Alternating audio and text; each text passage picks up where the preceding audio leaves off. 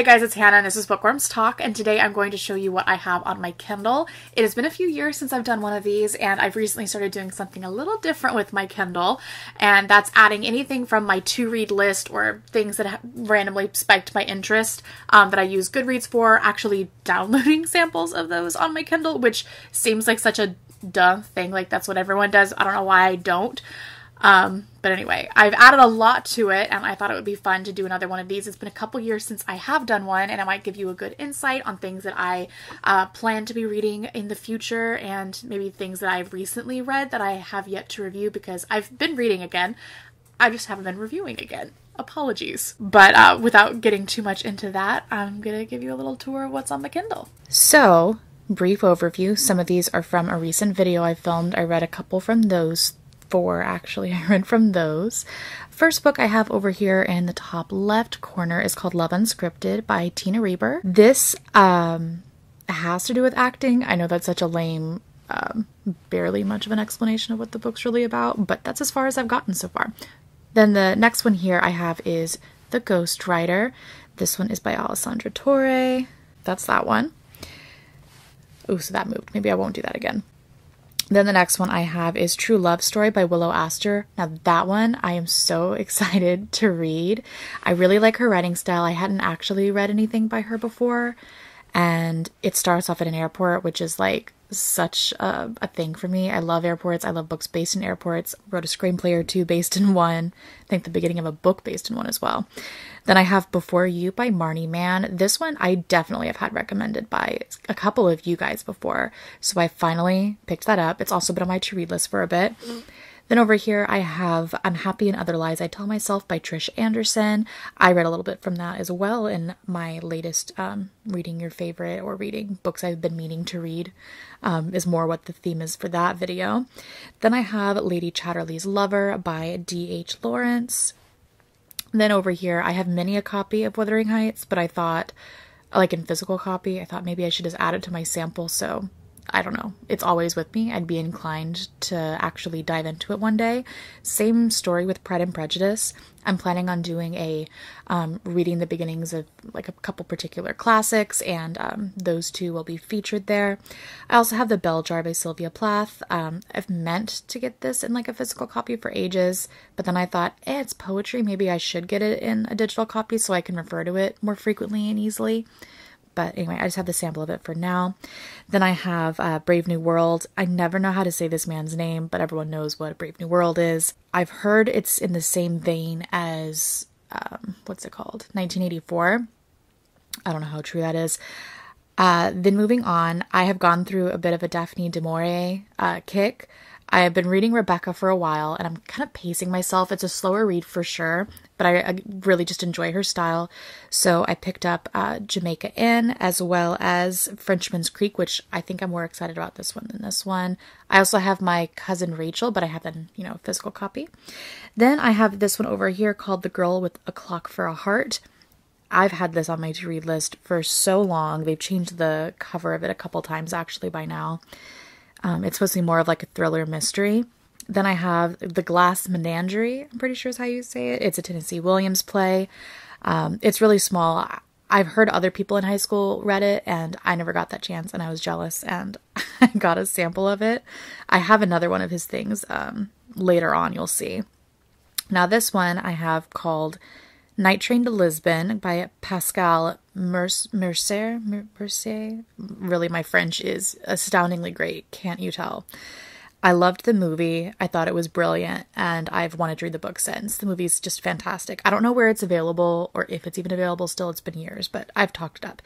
Then I have Pale Fire by, what's his name? Vladimir Nabokov. Nabokov. I've never read anything by him, and I feel like Lolita would piss me off, so I thought maybe this is a place I can start. Over here, this was only like 49 cents. It's A Room with a View by E.M. Forrester. Again, it's one of those that I've had recommended to me through school, through, I can't remember which literature class I was in, but, always highly recommended.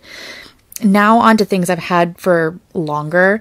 I have The Wives by Terence Fisher. I'm a bit into that. I don't know why it's taking me 5 years to finish this. It's not slow by any means. I think I'm just savoring it without realizing I'm doing it so intentionally. Then I have The Daughter of Smoke and Bone, which I've started trying to actively read, at least in small doses. The writing style really is fantastic. I've had it recommended to me for that alone, and I'm, trying to work my way into that. I also have Bad Mommy, which is now I Can Be a Better You, but I just have the old cover, I guess. I also have The Bronze Horseman by Paulina Simons. Then there is Rebecca by Daphne Du Maurier, and Marrow by Terence Fisher. I've already reviewed The Bronze Horseman and Marrow, so you can find those on my channel. I also have Cutting Deep by T.A. Anderson, which is the same person who wrote I'm Happy and Other Lies I Tell Myself, one of the first ones I talked about. Then I have an old favorite, How to Kill a Rock Star by Tiffany De Bartolo. I've been rereading that off and on, just something I pick up, set down, pick up, set down. Then Sweet Thing by Renee Carlino. I've reread that a few times, and every time it is something new to me, and I love it for that. Jane Eyre is a classic I already dearly love, also have reviewed. It's an older review, so it's cringe-tastic. Mudvayne, just a long-time favorite. It's in my probably top 3 books ever, along with Jane Eyre. I loved Mudvayne. I've been meaning to reread it. I actually recently read Atheists Who Kneel and Pray. I was really off-put by the title, because I identify as an atheist, and I was like, oh, what's this gonna be? But it was actually fantastic. I really liked it. I really, really liked it. I decided to finish reading what are those called? The Bared to You series. That was my first book that got me into the romance genre at all. And I never finished it. I think I stopped on one of those books, either Captivated by You or Entwined with You. I can't remember. But I ended up reading that whole series, so I have all of those, and the earlier copies I have in physical. Those were really good. I do mean to review them. I don't know how I will do it, if I want to just say a series review or if I want to do individual reviews. I just don't know. They're kind of old, so I'm not sure what would be best. Then I have Taylor Jenkins Reid, One True Loves. This is a new cover, I think.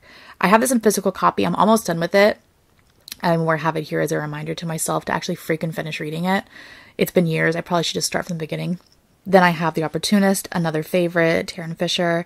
Bad Things by R.K. Lilly. I decided to try to start reading that again and then set it down because I was actually looking for Thoughtless. I'm going to throw off the visual, whatever, forgive me. I'm going to go back. But I was meaning to find that one and I couldn't find it. So anyway, that's how I kind of picked it up for a moment. Then I have 27 Wagons of Cotton, Another Place by Tennessee Williams. It's just like a collection. It might have the Glass Menagerie in there, but I don't know. We'll have to look. Then I have Fuck Marriage, which I intend to read after I finish The Wives. Sweet Insanity by a friend of mine, Desiree Adele. Evidence of the Affair by Taylor Jenkins Reid. Another Taylor Jenkins. I'm a fan of her, if you can't tell. I have Daisy Jones and the Six. Okay, this is a weird thing. When books get popular, it makes me not want to read them, but also read them at the same time. I don't want to feel like I'm on the bandwagon. I don't know. But I have that. I think I have it in physical copy. I'm not 100% sure. Then I have this one by Willow Astor, which I honestly forgot about. This is why I like filming these videos. I remind myself of things I already have. I started reading a bit from True Love Story, one of the ones I talked about in the beginning, and I really liked it. I plan on buying that, and that looks like a promising one. I've heard this one recently talked about. I don't know, if it must be newer. Then I have another Taylor Jenkins Reid, Forever Interrupted. This one called Tony and Susan by Austin Wright. This one is, it was the book that Nocturnal Animals was based on. I don't know how true to the story it is, but I sickeningly loved that movie. It was really hard to watch, really difficult. Don't watch it with young children. That's all I'm going to say. Then I have The Conspiracy Against the Human Race. I never know how to say his name. Thomas Ligotti is always what I go with, but I'm sure I'm butchering it. It takes me a long time to get through that because it's really nihilistic, but I occasionally identify that way. So I don't know. It's comforting in a weird way as well. Then I have The Simple Wild by K.A. Tucker. I don't actually know what that's about at all. Too Late by Colleen Hoover. Left Drowning by Jessica Park. This one was really, really popular back in 2013 or 14 or something. And I, have been meaning to read it and freaking still haven't got around to it. On the Island, an old favorite by Tracy Garbus Graves. I've been thinking about rereading it. Deeper by Megan Hart, which I have in physical, but I love, and I just kind of have been meaning to reread it. Before We Were Strangers, I also have physically. This one is at the top of my to-read list pile. I put it on here as a reminder once again. Keep Her Safe by K.A. Tucker. I've tried, and I don't know why. I have a hard time getting into her writing, but I still have it on here. I want to give it a fair shot. An Open Suitcase and New Blue Tears by J.R. Rogue, Never Never by Colleen and Taryn. This one is one of my oldest ones. I've had this on here since before Book Bash, which was in 13. Called A Prior Engagement by S.L. Scott. It Ends With Us by Colleen Hoover. The Hating Game by Sally Thorne. In the Dust of This Planet. I don't know who that one's. Oh, Eugene Thacker. Comfort Food by Kitty Thomas. The Sea of Tranquility, another old favorite. I really loved that. I kind of have been thinking about rereading it. Walking Disaster. So I did love those two, Beautiful Disaster and Walking Disaster. I just won't be buying anything from her anymore. What I have is what I have. A Dark Horse by Karina Halley. Then Thief by Taryn Fisher. Fuck Love by Taryn Fisher. Dirty Red also by Taryn Fisher. Oh Sleeper by Marty Schoenleber III. And Weightless by Candy Steiner. This one always looked so familiar to this one. It could have been from the same photo shoot, you know, which is a very similar vibe. And then I have Getting a Grip by M.E. Carter. So that is all of the books that I have to show you today. I hope you guys enjoyed, and go ahead and subscribe if you haven't already. And I am going to keep a poll up in the top corner right here where you can vote on which video you would like to see next. So please do me a favor and vote on that, and I'll see you guys next time.